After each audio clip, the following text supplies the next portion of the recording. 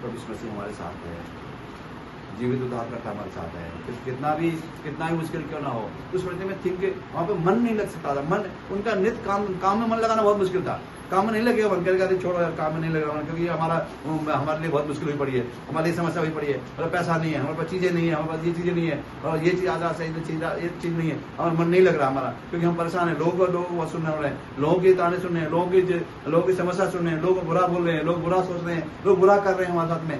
लेकिन यहाँ कहता है उनका मन लेकिन परमेश्वर के काम में नित लगा रहा। उनका मन उस दुनिया की बातों को छोड़कर, जो उनके बारे में बोल रहे थे, जो उन्हें रिस्पॉन्ड कर रहे थे, जो उनके बारे में बुरा कर रहे थे, जो बुरा समझ रहे थे उनको, लेकिन उन्होंने सब कुछ छोड़कर केवल परमेश्वर के एक मंदिर को बनाने में अपना मन नित्य लगा के रखा। इम्पोर्टेंट यहाँ पर यह है कि परमेश्वर के काम को बनाने में नित्य अपने मन को लगाना इम्पोर्टेंट है। लोग क्या करें डजंट मैटर, लोग क्या सोच रहे हैं डजंट मैटर, उसे कुछ फर्क नहीं पड़ता। लोग क्या सोचते हैं, क्या करते हैं, सोचना प्रभु यीशु मसीह को है। यदि प्रभु यीशु मसीह हमारे लिए सही सोचता है तो दुनिया के सोचने से हमारा कुछ बिगड़ने वाला नहीं है।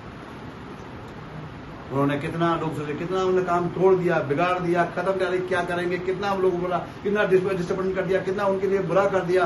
लेकिन वो उनका फिर भी जो क्या था, उनका रोजाना नित्य मन उनका परमेश्वर के काम में लगा रहा। परमेश्वर ने ये काम इसलिए शुरू किया है कि आपका मन नित्य लगा रहे इस काम में, तभी इस काम को तभी इस काम को आगे बढ़ा पाएंगे, तभी इस चीज़ों को बना पाएंगे, तभी चीज़ों को आगे बढ़ा पाएंगे। और बात बढ़ाने की नहीं, बात लोगों के उद्धार की है, बात लोगों को जीवन दिलाने की है, बात लोगों के लिए आशीष दिलाने के लिए, बात लोगों के लिए जीवन उद्धार दिलाने के लिए, बात कम्युनिटी, जो लोग कम्युनिटी नीचे गए हुए लोग हैं उनको उभारने के लिए है। बात यहाँ पर यह है, मसीह ने हमें इसलिए चुना नहीं कि हम बहुत बड़ा अच्छा चर्च खड़ा कर दें, मसीह ने इसलिए चुना कि हम साथ बहुत बड़ी बिल्डिंग बना देंगे। मसीह ने इसलिए चुना है कि हम लोगों के लिए नमक का काम कर सकें, कि तुम पृथ्वी के नमक हो, दूसरों को स्वाद देने का काम कर सके, दूसरों को जीवन देने का काम कर सके, दूसरों को रोशनी देने का काम कर सके। इम्पोर्टेंट बात यहाँ पर यह है।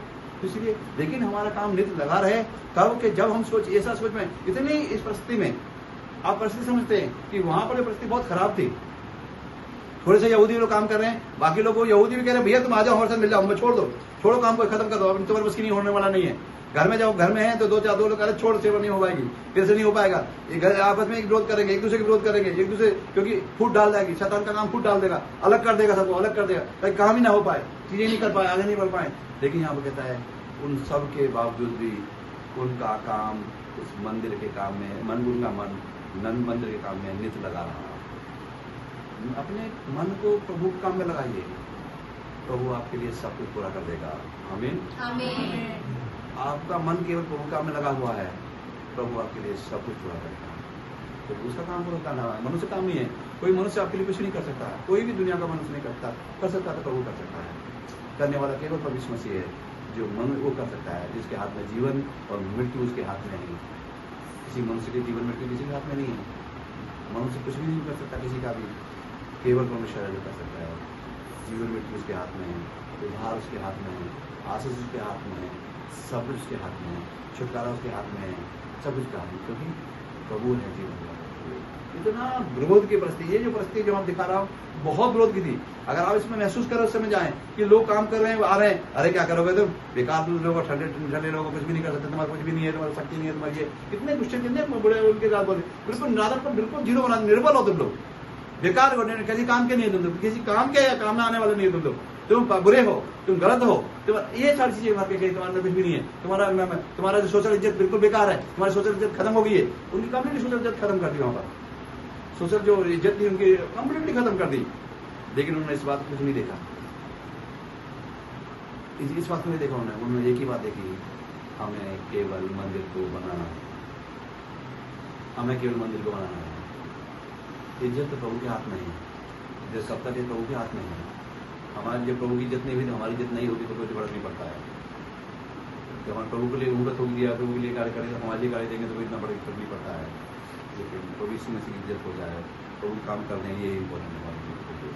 तो भाई बहनों, यदि आप समझ लेते हैं कि आप प्रभु के लिए आए हैं, लेकिन आपका मन नित्य प्रभु के काम में लगा रहे, नित्य काम में लगा रहे, छोड़ दी दुनियादारी, छोड़ दी समस्याएं, छोड़ दी चीजें फ्यूचर में क्या होने वाला है।